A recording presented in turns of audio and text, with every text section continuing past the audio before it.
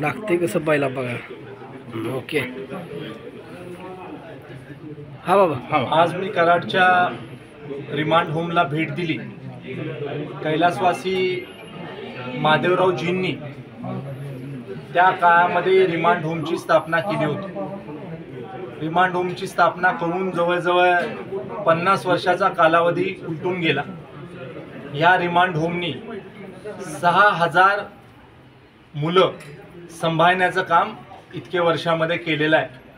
आणि त्यामुळं ह्या रिमांड होमची आजची स्थिती काय, तिथं नेमकी त्यांना गरज काय, आणि भविष्य काळामध्ये सोयी आणि सुविधा चांगल्या पद्धतीनं लोकांना देता याव्या, निराधार अशा मुलांना देता याव्या, याच्यासाठी मी आज ही व्हिजिट केली. ज्या मुलामुलींची सेवा या संस्थेच्या माध्यमातून अनेक वर्षापासून चालू आहे, त्या संस्थेच्या सगळ्या संचालक मंडळाची देखील भेट मी घेतलेली आहे. त्यांच्या अडीअडचणी आहेत त्या समजून घेतलेल्या आहे.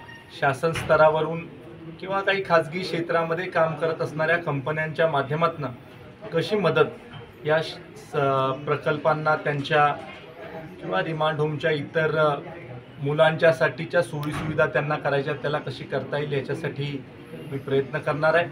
मी विधानसभेचा सदस्य झाल्यानंतर माझा पहिला पगार हा आज रिमांड होमला डोनेट करणार आहे.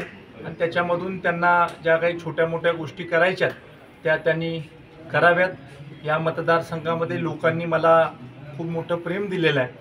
त्यामुळं आज आपण ज्या पदावर लोकांमुळे गेलो त्या पदाचा पूर्णपणे उपयोग हा लोकांसाठी झाला पाहिजे, ही माझी मनोमन भावना आहे.